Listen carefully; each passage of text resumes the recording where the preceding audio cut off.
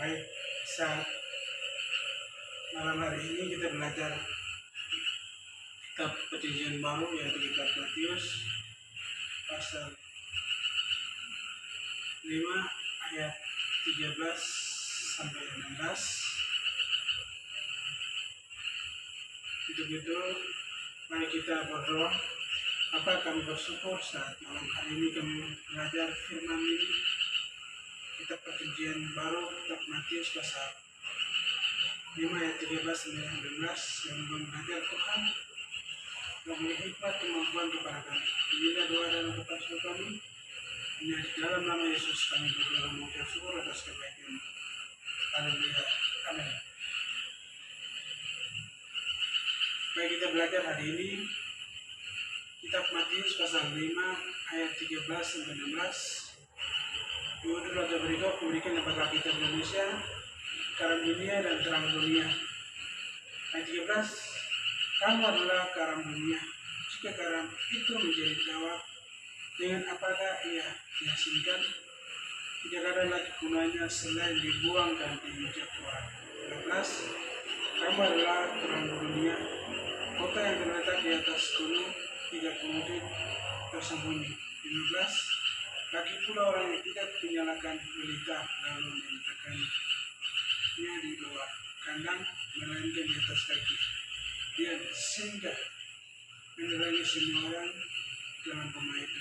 16, demikianlah hendaknya terangmu bercahaya di depan orang, supaya mereka melihat perbuatanmu yang baik dan memuliakan Bapamu yang di surga.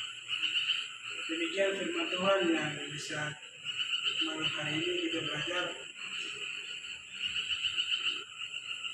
Berbahagialah bagi siapa yang mendengar dan melakukan firman ini dalam kehidupan sehari-hari. Malam hari ini kita belajar ada 3 bagian. Ya.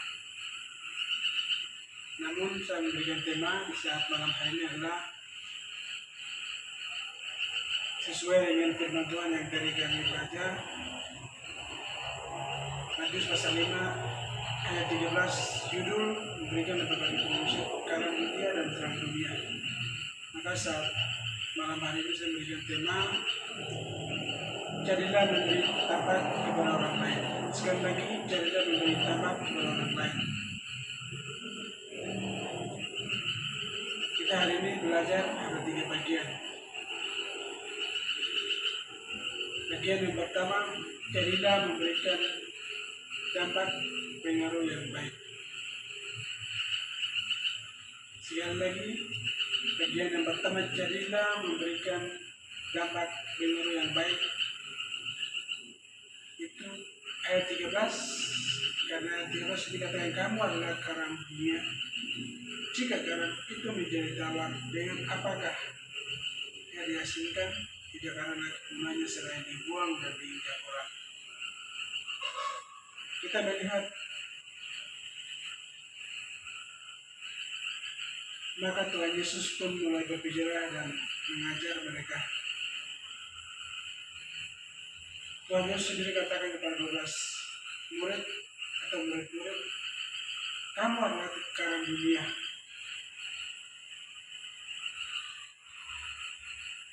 Jika garam itu menjadi tawar, dengan apakah dihasilkan? Tidak ada lagi gunanya selain dibuang dan diinjak orang.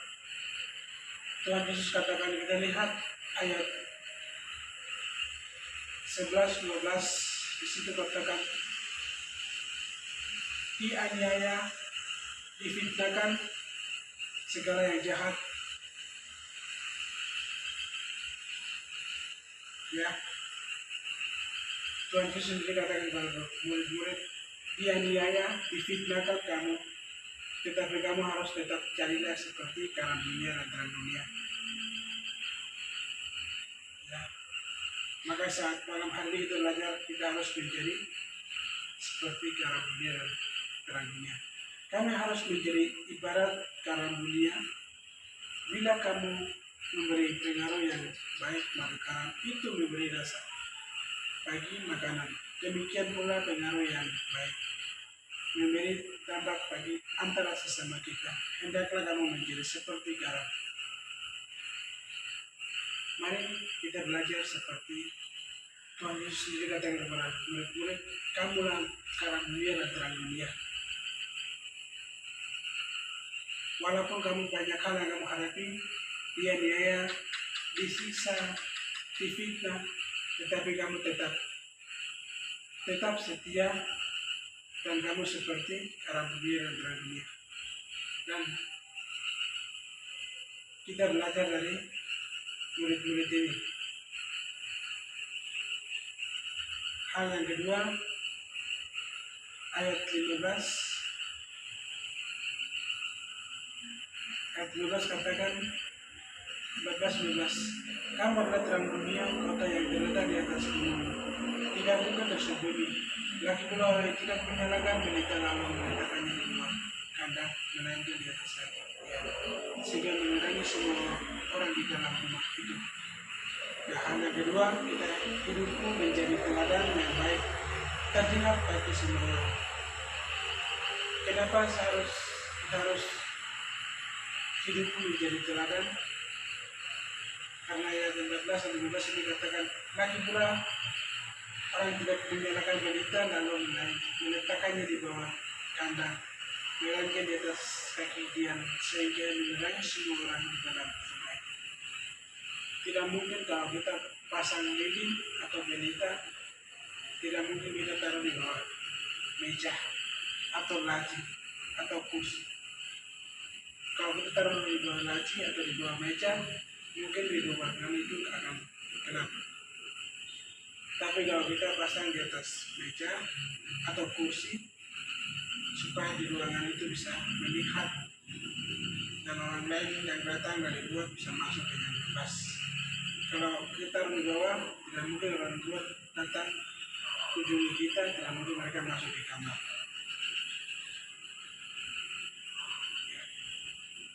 Maka saya memberikan hal yang kedua, hidupku menjadi teladan yang baik, terlihat bagi semua orang.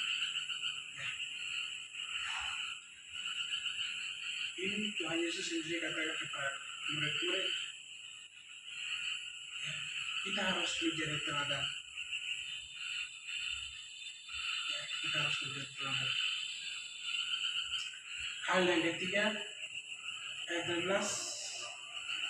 demikianlah hendaknya terangmu percaya di depan orang, supaya mereka melihat perbuatanmu yang baik dan memuliakan Bapamu yang di surga. Maka hal yang ini kita belajar, lakukanlah perbuatan yang baik di setiap saat.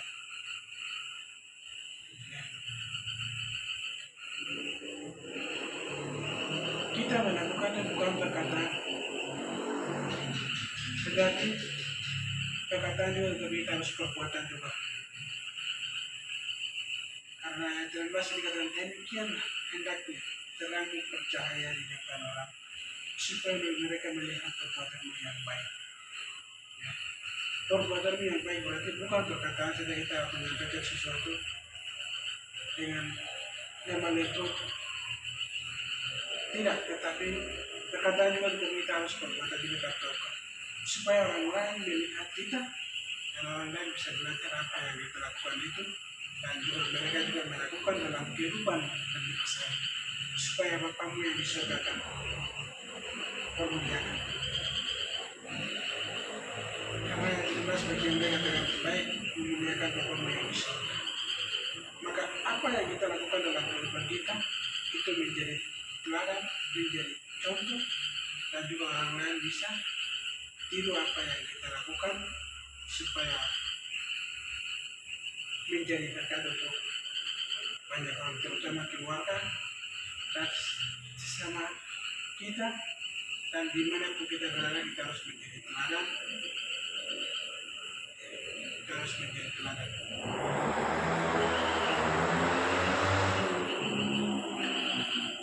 Firman Tuhan ini sangat jelas sekali, saya tidak bisa bahas panjang lebar, tidak bisa menyampaikan sampai sini. Tapi saat malam hari ini menjadi kesimpulan saya bahwa hidup garam dunia dan terang dunia berarti bagaimana kita sebagai orang Kristen kita harus memberikan pengaruh yang positif atau yang baik terhadap orang lain atau sesama kita,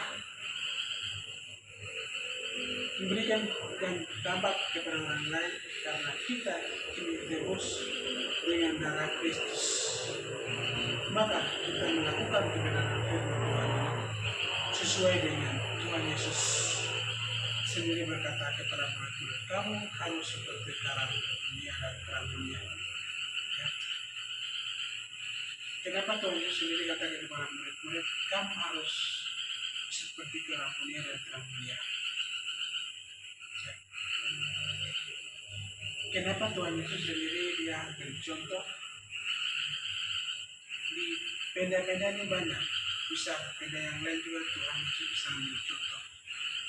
Tapi Tuhan Yesus kenapa katakan kamu adalah garam dunia dan terang dunia? Karena garam ini adalah fungsinya banyak orang pakai, dan fungsinya ada manfaat dan juga terang ini juga manfaat. Maka ini hanya contoh supaya kita mengerti, memahami firman ini, melakukan dalam kehidupan hari lepas hari. Maka Tuhan Yesus dikatakan, kamu harus garam dunia dan terang dunia.